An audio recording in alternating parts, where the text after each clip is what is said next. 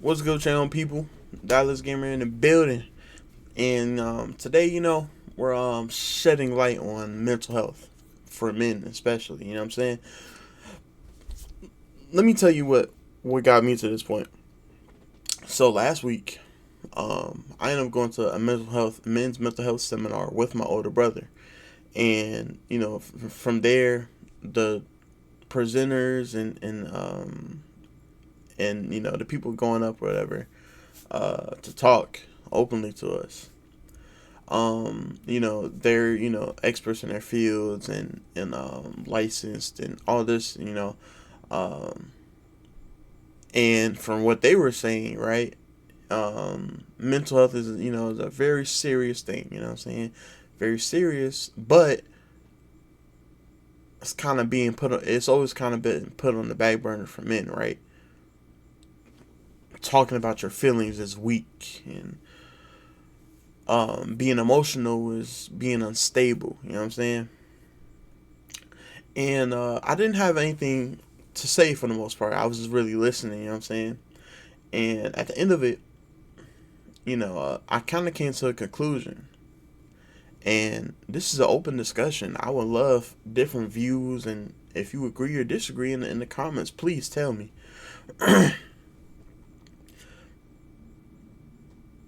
The idea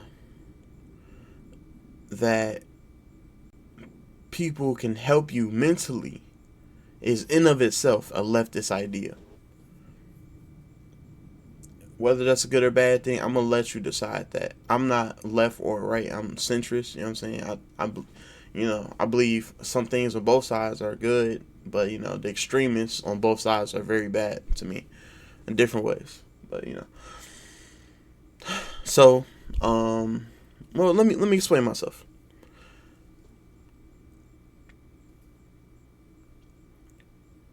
Historically, the role for a man in the house is to be a provider and to be a protector. The man isn't supposed to be weak. What is considered weakness? This has been a topic of discussion in recent years, right? Maybe the past between the past 50 years. That's recent history. That's recent years. What is considered weak? And for the majority of the human race, our time on Earth, having men be emotional and open with themselves meant that they were weak. And so, even this is an ideology that goes on to this day. People will view a man who is open and honest, um, who has things that bothers him, and is honest about those things that bother him. They look at that man and say that he's weak. He's mentally unstable. He's not what a man should be. And that is a conservative ideology in the true sense of the word. Conservative is a political viewpoint, but that mindset, that's kind of baked into how every generation has been brought up, except for maybe the past two. I was born in '02. I don't know what that makes me. Gen Z, or I literally don't know. Nor do I care, honestly, for the most part, except for when it comes to discussions like this, man. Mental health is a very serious thing that we take for granted. You know what I'm saying? Um, it's a topic of discussion. It isn't as big as it should be, but you know, there's a whole lot of school shootings and mass shootings going on in the U.S. nowadays. In the last year, it's been a crazy number. I don't know the specific number, but it's been crazy.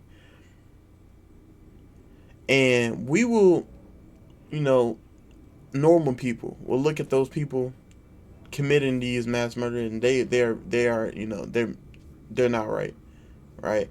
I don't condone their actions at all, and they should be punished the full extent of the law for doing some nonsense like that. But what got them to that point? The deterioration of their actual mental health. And that isn't a big enough discussion for me. That isn't a big enough discussion. Because what the discussion is on this is they're all white and they're all, upper middle class and other stuff like that. The mental aspect of it is really put on the back burner for a lot of these discussions. I'm literally making this video so we can have an open discussion, right? Um, you know, I think personally, I believe we should have more, you know, more mental health in the school system, right? I was when I was in school, elementary and middle school, especially those years of my life, I was a kid in real turmoil. You know what I'm saying? I was tumultuous. I can share on this video. This is mental health, and I want y'all to know where I'm coming from. Um, I was a deeply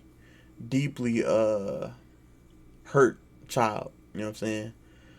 Um, and I didn't realize I was hurt honestly until a few years ago. Right? I'm a grown man now. I'm 23. I didn't know, looking back on my life, that I really wasn't happy until a few years ago. And this isn't something I bring up with my family. This is something I bring to you people though. Um,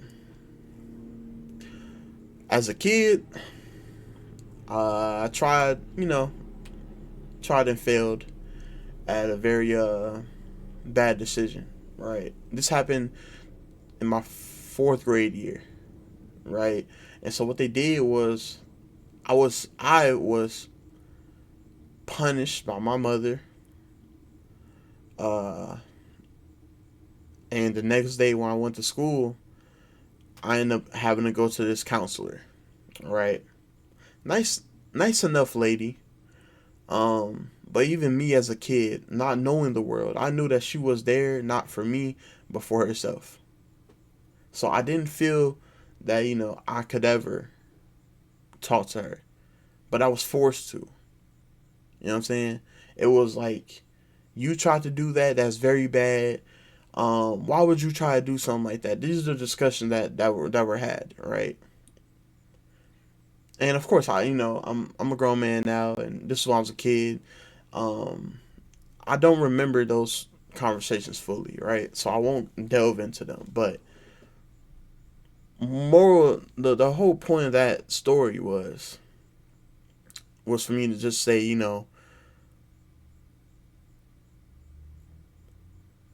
the people of authority that can do something, from my lived experience, they don't know what they're doing. And I believe if we have a bigger, however bigger, even if it's marginal, even if it's small, however big enough impact with mental health and, in schools in general, if it's more openly accepted, I believe we as a people, as humans, as people, we'll be able to move on more healthy. You know what I'm saying? Move on in the future more healthy. But on the flip side of that coin, right? Because I see it as I kind of see it as a political thing, right? Like I said before, it's kind of a leftist idea that I see it as personally.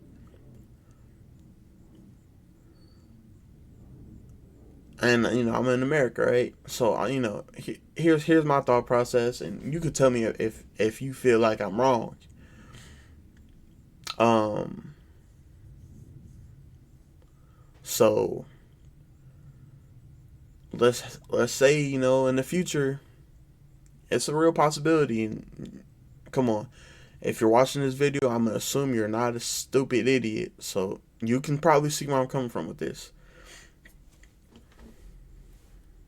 There's a very real possibility in the future that our leaders of the country, president, whatnot, president, senate, house members, etc., they could put a stop to any of our advancements in the last 50 years mental health wise.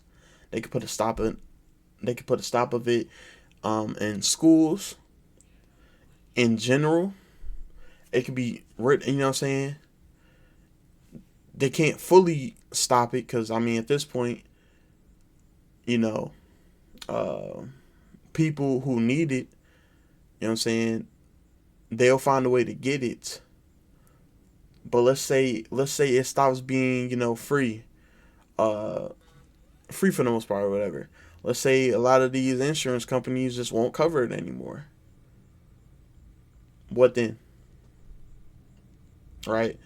Would we go back to literally, in a few generations after that, after that happens, if it does, would we as humans go back to saying that mental health uh, is a figment of our imagination or whatever? Mental health isn't a thing, and would we again be like, men shouldn't have feelings?